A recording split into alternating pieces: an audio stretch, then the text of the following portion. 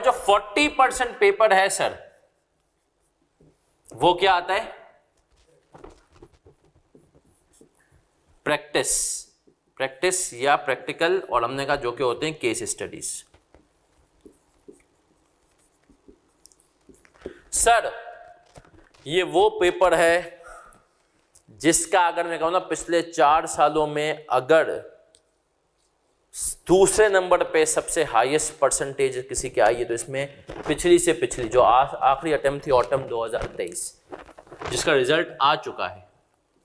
Autumn 23 में बताएं इसका क्या पासिंग परसेंटेज था? गैस करें।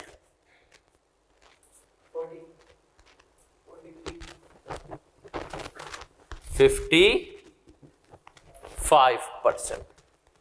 सर हर 2 में से एक बच्चा एवरेज पास था कंपनी लॉ में इस पेपर में। वजह क्या है सर? फिर वही बात, ये वाहिद है, मैं आपको ये बात सर ये लिख करके दे सकता हूँ, ये वाहिद पेपर है जिसका कोर्स सबसे छोटा है। इसका अगर कोर्स की मैं बात करूँ ना सर, तो जहाँ शायद FAR2 FAR1 जाएंगे 125 130 150 घंटों पे, इसका कोर्स जितने भी हम कोशिश कर लेना 75 घंटों में ख़त्म हो जाता है। दूसरी इंपॉर्टेंट चीज़, अब जैसे एक बच्चा बता भी रहा था कि एक इंस्टीट्यूट ने तो 25 घंटों में इसका कोर्स डाल दिया। खैर 25 बहुत ही कम है, लेकिन मेरा मानना है कि अगर प्रॉपर रिकॉर्डिंग और मस्तियाँ हम छोड़ें ना तो इसका कोर्स 50 घंटों में भी लाया जा सकता है। दूसरी इंपॉर्टेंट चीज़ सर, यहाँ पर पास होना बहुत आसान है। क्यों आसान है उसके बारे में मैं आऊँगा, मैं अपनी स्ट्रेटेजी बताता हूँ। सर देखें, मुझे पूरे CA में थ्योरी के पेपर्स ने, थ्योरी के इन पेपर्स ने कभी भी ऐसा तंग नहीं किया। उस थ्योरी ने मुझे तंग किया है जिसके अंदर आप कहते हैं कि रट्टा बहुत ज़्यादा हो, मतलब ला महल्ला आपको रट्टा लगाना हो। वरना सर मुझे अल्लाह का शुक्र है फाइनल लेवल पे एक ऑडिट ने तंग किया, वरना ये पेपर सर कंपनी तो अच्छा। मैं आपको एक और इसके तंग इस बात बताऊँ अपनी, हमारे टाइम पे ना ICAP ग्रेड्स भी देता था। अगर तुम पास हो रहे हो ना तो तुम्हें बताएगा भाई तू C में पास हो रहा है, तू B में पास हो रहा है। C का मतलब वही होता था कि आपके मार्क्स कितने में 50 से 60 के दरमियान है, और B का मतलब 60 से 70, और A का मतलब 70 से हो ज़्यादा, A1 का मतलब 80 से। आप यकीन माने हराम है जो मैंने किसी का सुना हो किसी में A ग्रेड आया हो, किसी का भी नहीं आता था। सही है, ICAP के पेपर में तो ये बात तो दिमाग में बैठा ले। सर मेरा जब मॉड्यूल, हमारे टाइम पे मॉड्यूल D में होता था सर, ये वो वाहिद पेपर था, ये वो वाहिद पेपर था पूरी मेरी कैफ की जर्नी में जिसमें मेरा B ग्रेड था, वरना सब C में पास हुआ। इसके अंदर तुमने खुद यकीन है B ग्रेड कैसे आ गया। सही है, अब इसके अंदर मैंने कितने नंबर लिए थे? 60 से 70। सर देखें, मेरी जो स्ट्रेटेजी होगी उससे पहले मैं फोकस बता दूंगा मैं आपको। मेरा फोकस क्या होगा कि आप लोगों को अपने अल्फाज में लिखाना सिखाना। सर अगर आप लोगों ने इस पेपर में अपने अल्फाज में आप लिखना सीख गए ना, तो आप यकीन माने आप मुझे दुआएं देंगे। फिर आपके लिए सर ऑडिट भी इंशाल्लाह इतना मसला नहीं होगा, आपको सिर्फ उसको, फिर आपके लिए फाइनल लेवल की भी चीज़ें मुश्किल भी आपको अपने अल्फाज में लिखना आ गया होगा। तो सर याद रखें, अपने अल्फाज में लिखना अगर आप सीख गए तो कंपनी लॉ में जीत आपकी यकीनी है। अब आते हैं सर हमारा स्टाइल क्या होगा।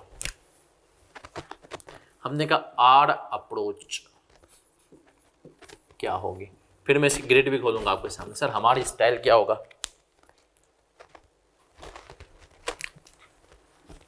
सर माइंड मैप्स ये मैं आपको दूंगा। माइंड मैप्स का मतलब क्या है कि 10 पेजेस के अंदर सिलेबस है, 10 पेजेस के अंदर सिलेबस है हर टॉपिक का। सिवाय उसमें मुझे याद है कि एक टॉपिक है डायरेक्टर, उसके अलावा सर किसी भी टॉपिक के अंदर 2 पेजेस नहीं है, सबके अंदर एक ही पेज है।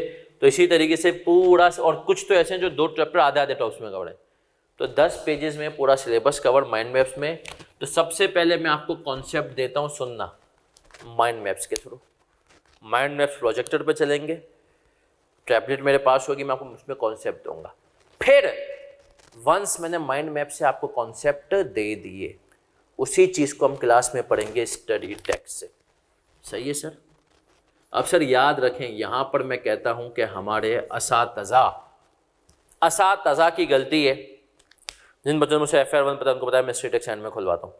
यहाँ पर एंड में नहीं, इस टॉपिक के बीच में खुलवा देता हूँ। स्टडी टेक्स्ट से कवर करेंगे। अब सर सुनिएगा, माइंड मैप। अच्छा, इसकी स्टडी टेक्स्ट में एक बहुत अच्छा फायदा है, पूछे क्या? इसकी स्टडी टेक्स्ट में includes past papers till autumn 22। अगर हम इसकी स्टडी टेक्स्ट कर लें तो सर इसका मतलब क्या है? ऑटम 22 तक के हमने पास्ट पेपर्स कर लिए। बाकी फिर इसकी होती हैं 2 पासिंग क्लास, उसको हम एंड में 2 अटेम्प्ट के कर लेते हैं। सही है, इस अटेम्प्ट में हो सकता है कि अपडेट करके इसके स्टडी टेक्स्ट में आ जाए। तो इसमें आपको जो खरीदनी होगी, स्टडी टेक्स्ट खरीदनी होगी, माइंड मैप्स खरीदनी होगी। सही है सर, ये हमारी इसके अंदर अप्रोच होती है। फिर जो एक चीज़ जो मैं करता हूँ, जो मुझे कहता हूँ मेरी USP है, डिस्टिंग्विशिंग है, वो यही है कि सर मैं आपको टॉपिक वाइज बता देता हूँ कि ये थ्योरी के लिए इंपॉर्टेंट चीज़ है या ये प्रैक्टिकल के। उसका फ़ायदा क्या होता है? जैसा अभी मैंने बताया कि एक बच्चा पिछली दफ़ा मेरे पास आया और उसने पेपर से एक दिन पहले पूछा, सर डायरेक्टर्स को छोड़ दूँ? मैंने कहा छोड़ नहीं भाई, उसमें से ये 2 टॉपिक कर ले, इलेक्शन ऑफ डायरेक्टर और रिमूवल। सर डायरेक्टर के जो 15 नंबर थे ना, उसमें से 12 नंबर तो उसको मैंने बता दिए। 12 नंबर का पेपर उसमें से आ गया।